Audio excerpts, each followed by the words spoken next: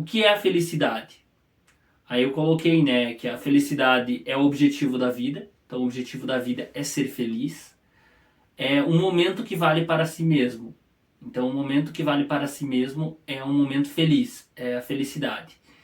E tem uma frase, que é uma das frases que eu mais gosto, que eu estarei mencionando. Todos os homens buscam a felicidade, e não há exceção. Independente dos diversos meios que a empregam, o fim é o mesmo.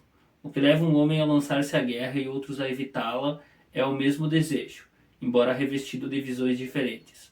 O desejo só dá o último passo com esse fim. E isso que motiva as ações de todos os homens, mesmo dos que tiram a própria vida. Blaise Pascal. Eu já vou explicando que eu estarei lendo, né? Então tem o roteiro na minha frente, né? Que são 21 turmas aí, não tem como eu gravar um roteiro na minha cabeça, né? Eu não tenho uma memória tão boa. E eu estarei olhando para o relógio também aqui, porque eu estou gravando pelo celular. Então de tempos em tempos eu tenho que reiniciar o vídeo, porque senão dá um excesso de memória no celular e eu perco uma quantia de tempo gravado. Eu vou fazer isso de 20 em 20 minutos por garantia. Então, eu vou começar falando de ansiedade. Eu vou falar de tratamentos e de tudo um pouco pra frente, mas eu vou começar falando de ansiedade. Então, ansiedade, o que é ansiedade? Ansiedade é bom? Ter ansiedade é algo bom? Ter ansiedade é algo ruim? O que você acha? Deixa aqui nos comentários. Então, na verdade, ansiedade é algo essencial para a sobrevivência humana. Tá? O ser humano ele evoluiu a partir da ansiedade. O que eu quero dizer com isso? O ser humano ele está em fazendas, né, cerca de 10 mil anos, ele cria animais. Há mais tempo que isso, ele não criava animais. Ele tinha que caçar, né, caçar e coletar para sobreviver. Vivia em cavernas e tinha toda uma estrutura ali. Imagina que um bando de seres humanos sai para caçar algum animal. Né? Ao avistar o animal, você tinha que ter uma resposta rápida, uma ansiedade ali. Se você foge ou se você luta. Mais recentemente, você pode imaginar, né, na sua vida, por exemplo, eu não sou do litoral, mas eu gosto de um exemplo radical assim, de você estar na praia, de você estar na água, se banhando. Se você ver, sentir ou imaginar que tem um tubarão ali, você já vai correr pra praia, você não vai ficar na água. Então, assim, é muito interessante você pensar que a gente não tá lá naquele momento, né, que é a ansiedade, a luta e fuga, pensando, eu acho que aquilo ali é um sinal de tubarão, a água está se movendo muito. Quando é o tubarão eu não aguento ele no braço. Eu acho que eu não aguento na luta. Eu vou fugir. Não, você simplesmente foge e depois pensa. E qual que é o problema da ansiedade no mundo atual? No mundo atual é que a ansiedade ela se trata de luta e fuga. Né? E você tem uma ansiedade de vida ou morte, como a situação do tubarão que eu citei, por questões corriqueiras, irrelevantes muitas vezes. No sentido geral, irrelevantes, e você sente da mesma forma que você teria que lutar ou fugir. Então, assim, o corpo não está respondendo de maneira proporcional. E não é muito recomendado. Então, não é recomendado que você tenha excessos. Tá? Eu vou citar alguns tipos de ansiedade aqui. Né? Eu vou responder as perguntas dos alunos. E quem assistiu o vídeo mesmo, eu vou tentar divulgar bastante esse vídeo. Quem assistir vai poder ver as minhas sugestões para enfrentamento da ansiedade na sequência. Então eu não vou começar entregando. Quem conhece meu canal, quem conhece meus vídeos já tem aí uma noção do que eu vou falar. Então, né, se você já viu os vídeos de ansiedade aí no canal, você vai saber. Mas vamos lá.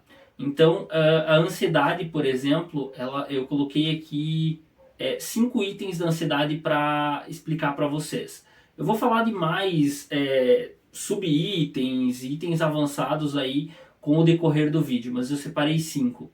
Então, o que é transtorno de estresse pós-traumático? Por exemplo, eu estou dirigindo no trânsito, alguém corta a minha frente e eu bato naquilo, gera algum dano material ou até mesmo não chega a gerar dano material, consigo frear, mas gera um susto ou tenho seguro, enfim, aconteceu uma situação.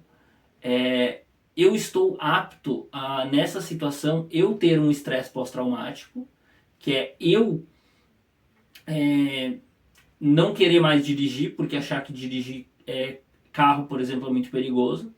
Ou pode acontecer das pessoas que estão comigo terem estresse pós-traumático. Mas vocês precisam entender bem que cada pessoa reage de uma maneira a uma situação.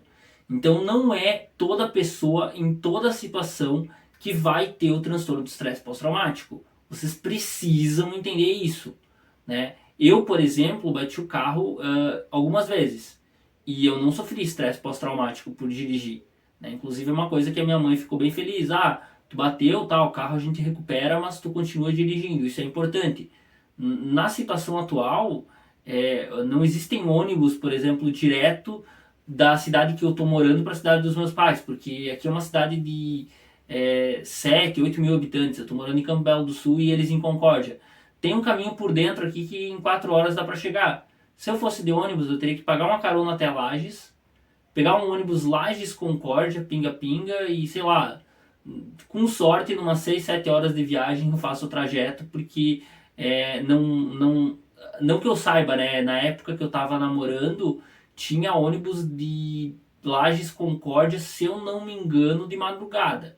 De dia tinha que parar em Joaçaba e pegar um outro ônibus em Joaçaba. Então teria aí um transtorno do ponto de vista desnecessário, né, do meu ponto de vista. Então aí é um exemplo de transtorno de estresse pós-traumático. A pessoa ficaria sem a capacidade psicológica de dirigir por algum tempo. Tá, esse é um exemplo. Pode ser qualquer coisa, pode ser chove, dá um vento forte, descobre a casa e, assim, sem gerar nenhum tipo de dano, e a pessoa fica com um estresse pós-traumático de chuva. Até mesmo se ela tá na chuva, tá andando na rua, não tá chovendo, ela toma um banho forte de chuva que traumatiza ela ou que passa por uma gripe ruim e ela cria o transtorno do estresse pós-traumático ali, né? Os mais comuns assim que eu atendi era esses realmente, era chuva, viagem e, se eu não me engano, a fobia social, mas aí não é bem traumático. Esses dois eram os mais comuns, assim, que aparecia bastante. Tem mais um agora que eu não tô lembrando, mas geralmente era esses dois. E depois do TEPT tem o TAG, né? O TEPT, transtorno de estresse pós-traumático, o TAG é a ansiedade generalizada. Então, no exemplo literário que a gente tem, é um menininho, né? Na faculdade a gente aprende esse exemplo, que ele está numa situação que eles testam esse tipo de coisa. E o que é, por exemplo, o que é estímulo e o que é bom e o que é ruim, né? O estímulo é tudo que a gente faz, que gera uma resposta boa em relação a algo. Tem estímulos que são naturalmente agradáveis desde que a gente nasce. Eles pegaram um bebezinho, no caso, né? O menino era bem pequeno. E tem as punições também. As punições, existem punições que também são ruins desde que a gente nasce. E se você colocar um som ruim, um som muito alto, aqueles barulhos de filme, né, quando vai acontecer algo ruim no filme, se tu colocar ele muito alto quando tem algum estímulo pro bebê, por exemplo, o bebê tava com um coelhinho branco, então tem um barulho ruim. Aí quando tirava o coelhinho branco ou quando ele se afastava, saía o barulho. E eles treinaram a cabeça do menino assim. Com o tempo, o menino começou a ter medo de tudo que era branco, né? Não apenas de coelhos. Primeiro, coelhos de diversos tipos, né? Depois, outras coisas brancas, outros animais brancos e tudo que era branco. Então, isso é generalizar. Eu estaria falando dentro do pânico, como que funciona isso, né? Indo para agorafobia também, que é um tópico que eu vou falar depois, tá? Já tem algumas perguntas relacionadas a isso aqui que eu vou responder. Então, o pânico A ansiedade, né, a crise de ansiedade é uma crise forte. A crise de pânico é uma crise mais forte que dá a sensação de que você vai morrer. E a agorafobia é também disso, né? Também do pânico, mas tem outros fatores. É o medo da praça, o medo de sair de casa. Então, a pessoa com o pânico, ela começa a ter crises fora de casa, que com o tempo ela começa a não sair de casa. Mas a agorafobia pode vir por outros motivos também. Ela pode vir pela dificuldade de socializar, por exemplo. Então, continuando aqui, transtorno de ansiedade social, né, como eu já citei, a dificuldade de interagir com as pessoas. Então, por exemplo, se você acha que você tem, né, se você pensar, eu tenho, imagina algumas situações. Você está no supermercado procurando alguma coisa, passa um funcionário do mercado. Você pede para ele aonde está o produto ou você fica procurando até não achar para depois pedir? Isso é um critério de transtorno de ansiedade social. Claro que não é um diagnóstico universal, mas é um critério que eu gosto de usar porque geralmente você não tem vínculo com as pessoas desse supermercado, você não é tão próxima das pessoas desse supermercado, então você se sentiria um pouco desconfortável. Pelo menos no exemplo, né? Agora, se passar uma pessoa que você tem bastante vínculo, que você é próxima, imagine com um desconhecido, tá? Pelo menos nesse ponto, para ter uma base se você tem ou não. Mas tem outros critérios aí a ser analisado. A ansiedade social é o medo de interagir com pessoas novas, o medo de conversar, o medo de ser julgado, tudo em relação às outras pessoas para você, tá? Isso é ansiedade social.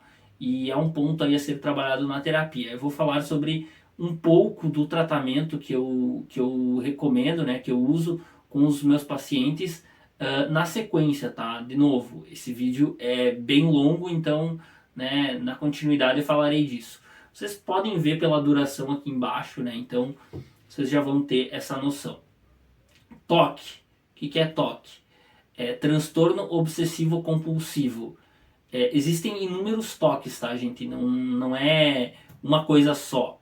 Por exemplo, tem o toque de você ter que olhar 35 vezes a porta antes de sair.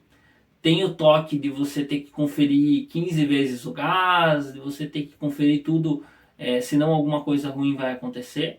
É algo que gasta muito tempo e muita energia. Tem toques mais sutis, como perfeccionismo na hora de arrumar algum lugar. Né? Você tá gastando muita energia para arrumar aquele lugar. Né? O toque é sempre um gasto energético.